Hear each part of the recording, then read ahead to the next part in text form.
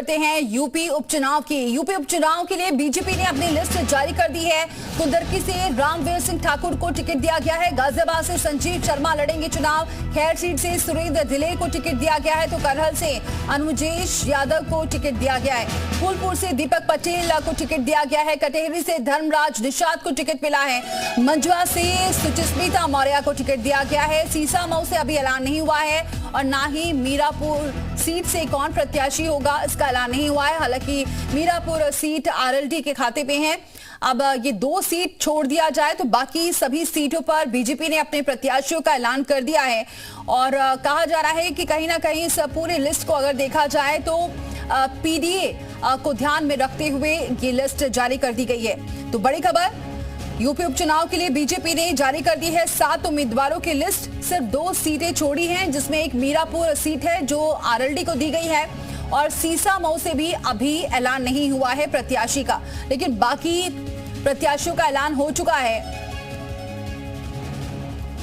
तो उपचुनाव के लिए बीजेपी ने अपनी लिस्ट 7 उम्मीदवारों की लिस्ट जारी कर दी है। हम वो लिस्ट अभी आपको दिखा रहे हैं टीवी स्क्रीन पर, आप देख सकते हैं। करहल से अनुजेश यादव को टिकट मिला है तो फूलपुर से दीपक पटेल को टिकट मिला है। कटेहरी से धर्मराज निषाद को उम्मीदवार बनाया गया है तो मंजुआ सीट से सुचिस्मिता मौर्य को टिकट दिया गया है।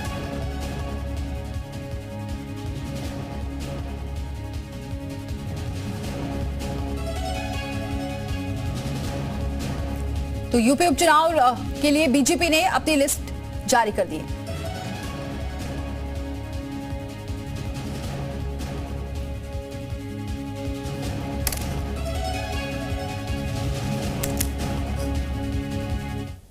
सबका साथ।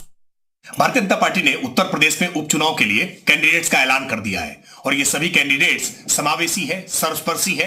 भारतीय जनता पार्टी का वो नारा सबका साथ, सबका विकास, सबका विश्वास और सबका प्रयास, इसको साकार करने वाले हैं। भाजपा केवल नारा नहीं देती है बल्कि अपने हर काम में इसकी झलक दिखाई पड़ती है। भारतीय जनता पार्टी के सभी प्रत्याशी स्थानीय इकाइयों के साथ परामर्श करके घोषित किए गए हैं और ये सभी प्रत्याशी चुनाव में जीत हासिल करेंगे। तो सभी प्रत्याशी जीत हासिल करेंगे, ये दावा बीजेपी लगातार शुरू से ही कर रही थी। लेकिन अब लिस्ट जिसका इंतजार किया जा रहा था, क्योंकि नामांकन की जो प्रक्रिया है वो खत्म होने वाली है, ऐसे में आज आखिरकार लिस्ट सामने आ गई है। लेकिन अभी भी 2 सीट ऐसी हैं जिस पर सस्पेंस बरकरार है।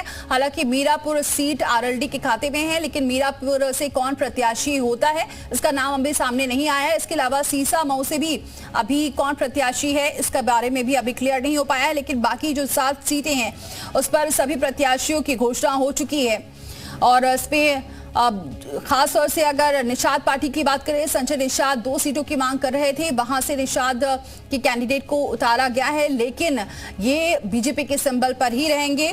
और दीपक पटेल को फूलपुर से प्रत्याशी बनाया गया है क्योंकि पटेल जो समुदाय है उसका अच्छा खासा दबदबा है फूलपुर से। लेकिन वहीं अगर सपा की बात करें तो सपा ने यहाँ पर मुस्लिम कैंडिडेट पर दाव खेला है, तो टक्कर इस बार जबरदस्त देखने को मिल रही है। 2 बात थी आज दिन भर की अगर बात करें, सपा और कांग्रेस में गठबंधन को लेकर जो सस्पेंस था वो भी खत्म हो चुका है। सपा 9 सीटों पर चुनाव लड़ रही है, अपने प्रत्याशी उतारेगी, कांग्रेस समर्थन कर रही है। वहीं अगर बीजेपी की बात करें तो बीजेपी ने भी अपने जो घटक दल को बनाया है और इसमें 1 सीट आरएलडी को छोड़कर बाकी सभी सीटों पर बीजेपी चुनाव लड़ रही है, जिसमें 7 प्रत्याशियों का नाम सामने आ चुका है।